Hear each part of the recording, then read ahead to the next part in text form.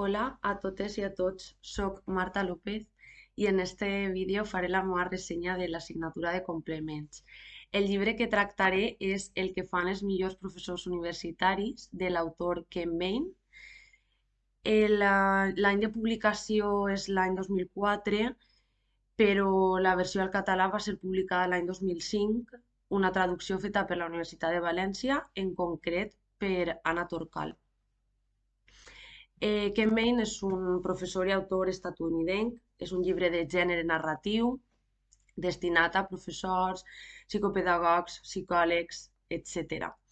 En aquest llibre, l'autor tracta de reproduir l'erudició col·lectiva d'alguns professors, els millors professors dels Estats Units.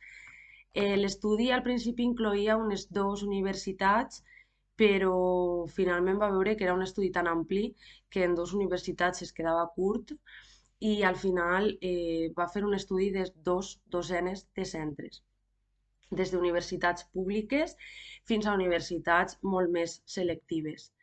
El llibre comença introduint dos professors més destacats que ha tingut l'autor al llarg de la seva vida.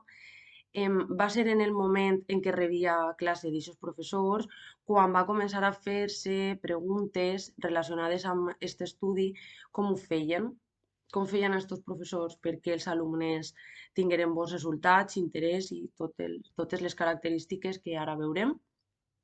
M'agradaria que vosaltres mateixos penseu quines característiques té el vostre professor perfecte, diguem d'alguna manera perfecte, per veure si després de conèixer els resultats d'aquest llibre estem d'acord o no.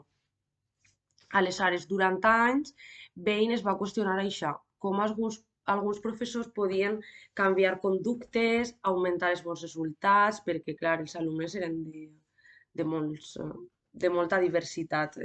Canviava conductes, augmentaven els bons resultats, els alumnes tenien interès. És una cosa que és molt curiosa, com una persona pot canviar tot això i una altra no. Aleshores, què fan els millors professors universitaris? Va observar les pràctiques i pensament d'aquests professors de l'estudi, va veure que tenen un èxit notable ajudant els alumnes perquè assolisquen resultats excepcionals en el seu aprenentatge i ho va dividir en 7 capítols. El llibre es divideix en 7 capítols que tenen per títol parts de l'estudi. Què saben els professors dels seus alumnes? Què saben sobre com aprèn l'ésser humà? Què sabem sobre professors anteriors? Què sabem? Etc. D'acord? Moltes més coses. Després un epíleg i després apèndix sobre com s'ha fet l'estudi. Seguidament els agraïments i notes.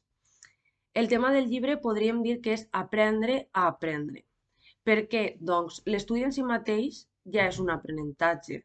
L'autor ha fet un estudi del qual el lector aprèn i amb aquest aprenentatge que fa el lector aprendran també els seus futurs estudiants o fills o persones a qui conta este llibre. Aleshores, l'autor fa una síntesi de com actuen els professors que van aconseguir ser un model per als seus estudiants. En aquesta síntesi inclou que no considera que un bon professor siga aquell que prepara bé els seus estudiants per a resoldre un problema o fer un examen, sinó és aquell que aconsegueix que els alumnes valoren el fet d'aprendre, que obtinguen un pensament crític, s'enfronten amb creativitat a la matèria, curiositat, puga tindre diferents formes de veure i de resoldre un problema, puga ampliar el coneixement, profunditzar en el tema d'estudi, d'acord? Aleshores, les classes més preciades són aquelles amb gran exigència, però també amb moltes oportunitats per a revisar i millorar el treball abans de ser qualificat, que l'alumne pugui aprendre dels errors comesos. Aquests professors parlen del que volen que faci el seu alumnat, més que no d'allò que hauríem de fer, inclòs en un currículum, etc. En el llibre podem veure diferents converses de professors com pregunten als estudiants què creuen que és important sobre aquesta assignatura, per exemple, què els agradaria aprendre en concret. Aleshores, no rebaixen les exigències, sinó que conviden els estudiants a perseguir uns objectius ambiciosos, els ajuden en aquest procés, però també fan que els alumnes treballin per si mateixos i aprenguen de l'error. Considere que és un estudi interessant per al professorat. Molt sovint es creu que el millor professor és aquell del qual l'alumnat trau molt bones notes, el professor és simpàtic, té bona relació amb els estudiants, té moltes titulacions, etc. I finalment podem veure que no és així.